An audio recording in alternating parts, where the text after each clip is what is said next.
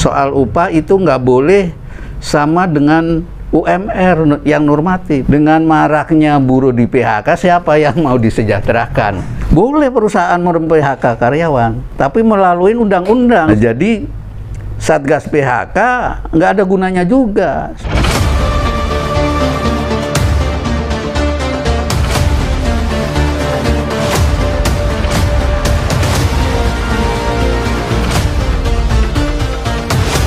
Sampai sekarang masih menjadi perdebatan apa yang dinarasikan oleh Prabowo dalam May Day.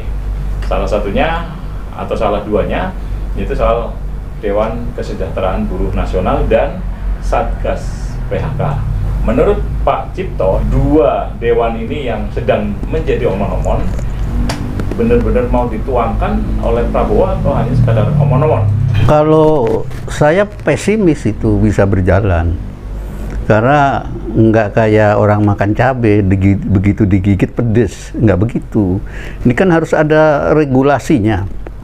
Regulasinya itu kalau bicara soal kesejahteraan buruh, itu yang pembisiknya pun orang tidak ngerti gerakan serikat buruh. Bagaimana mensejahterakan kaum buruh, bagaimana mensejahterakan anggotanya kalau itu suatu serikat, suatu organisasi, itu diatur di dalam undang-undang. Yang namanya PKB di setiap perusahaan yang ada serikat buruhnya, wajib ada PKB-nya. Karena yang bisa membuat PKB adalah perjanjian kerja bersama, di mana isi-isinya, pasal-pasalnya itu dibuat, dimusyawarahkan antara serikat pekerja dan pengusaha. Sehingga yang contoh paling sederhana soal upah itu nggak boleh sama dengan UMR yang normatif, harus di atasnya. Jadi PKB itu isinya lebih tinggi daripada undang-undang. Kalau sama dengan undang-undang nggak usah bikin PKB. Itu bukan hanya soal upah, soal kesehatan, soal sosial gitu, bantuan-bantuan itu bisa dituangkan di dalam PKB itu. Jadi kalau gitu artinya mereka tidak siap ya dengan konsep mensejahterakan buruh? Enggak siap, itu kan kasuistik.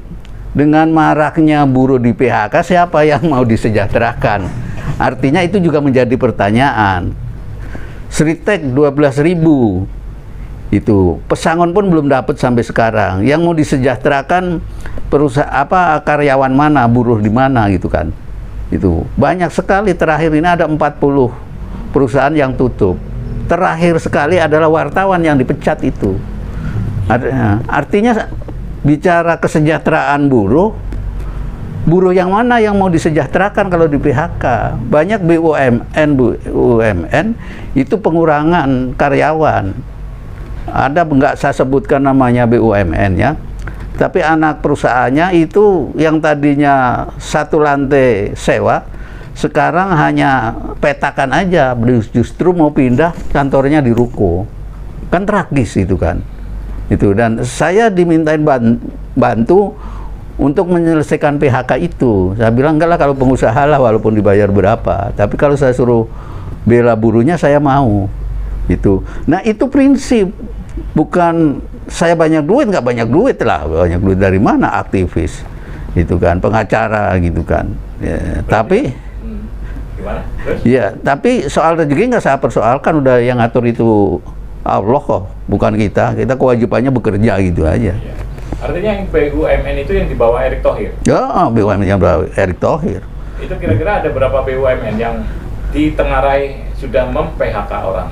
Jadi ini induknya BUMN, katakan saya sebutkan PP lah gitu, walaupun PP itu kan anak perusahaannya banyak sekali. Nah anak-anak perusahaan BUMN itu, katakan kayak Pertamina, itu namanya Sukon. Sukonnya itu banyak yang di PHK. Pertaminanya enggak gitu, sebagian aja, tapi Sukon-Sukonnya itu semua BUMN kayak begitu. Dan status kerja mereka apakah kontrak atau tetap atau bagaimana? Tetap, kebanyakan tetap. Walaupun ada yang kontrak tapi kebanyakan tetap. Jadi kawan saya kebetulan itu legal juga. Jadi sering diskusi sama saya. Itu bantulah Pak Cipto. Enggak, saya kalau bantu buruhnya mau yang di PHK gitu kan. Itu, tapi bantu pengusaha nggak usah lah. Itu. Jadi persoalan yang timbul sekarang antara si pekerja dengan si pengusahanya bagaimana? Artinya apakah sudah terselesaikan? Ini kan sekaitan dengan tadi kita singgung soal Satgas PHK dan Dewan Kesejahteraan Buruh yang dinarasikan oleh Prabowo. Iya, harusnya berpikirnya gini, jangan salah satu contoh adalah Sritek sehingga muncul ide Satgas PHK. Padahal ada Undang-Undang Nomor 2 Tahun 2004 tentang PPHI. Itu mekanisme bagaimana mem-PHK karyawan. Boleh perusahaan mem-PHK karyawan, tapi melalui undang-undang sesuai undang-undang yang ada. Itu dikasih surat, 7 hari dipanggil, ada namanya bipartit, ada namanya mediasi, di Disnaker baru ke pengadilan. Setelah ada putusan pengadilan, itu boleh PHK, apakah dapat pesangon atau enggak gitu kan. Tapi sekarang itu PHK, kayak Sritek nggak ada kabar, nggak apa, tetap PHK lah, udah nggak boleh masuk kerja, pesangonnya nggak diurusin apa-apa gitu kan. Nah jadi Satgas PHK nggak ada gunanya juga sebelum ada payung hukumnya itu. Nah sebetulnya saya itu di Dewan Buruh Nasional. Jadi kami Dewan Buruh Nasional akan konsentrasi mengawal DPR RUU yang mau menggantikan Undang-Undang Cipta Kerja. Kita mau kawal, kita bikin konsep, mau kita serahkan ke DPR. Itu. Apakah di dalamnya itu termasuk terkait dalam mensejahterakan? Termasuk bukan hanya, kan kalau bicara Undang-Undang Ketenagakerjaan bukan hanya bicara soal PHK, tapi bukan juga hanya kesejahteraan, ada kesehatan, ada sosial. Walaupun udah ada BPJS kesehatan di cover di situ, tidak di cover di Undang-Undang Ketenagakerjaan itu. Dan lebih penting undang-undang ke depan harus sanksi perusahaan itu lebih jelas, lebih mudah gitu kan. Sekarang kan jarang. Apakah itu pelanggaran union busting, larangan terhadap berserikat, itu susah dikenakan pidana. Kalau bisa di undang-undang ke depannya itu harus ada, jelas dan tidak berbelit-belit gitu. Terus kesejahteraan, bicara soal kesejahteraan, bukan upahnya cukup, tapi bagaimana upah itu untuk keluarganya juga cukup. Kalau UMR apa cukup dengan anak satu, atau suami istri sering kerja juga nggak cukup, kondisi di kota-kota besar itu. Jadi ada kesempatan untuk memperbaiki Undang-Undang Ketenagakerjaan dengan putusan MK nomor 168 yang memerintahkan DPR dengan pemerintah untuk membuat undang-undang. Jadi partisipasi buruh, apalagi aktivis buruh, masyarakat penggiat perburuan, ayo rame-rame kita kawal, kita membuat usulan. Jangan udah jadi diprotes, judicial review gitu kan. Nah, saya salah satu orang yang ikut judicial review Undang-Undang Cipta Kerja dan diputuskan dengan keputusan nomor 168. Salah satunya pengacaranya saya, dilibatkan saya.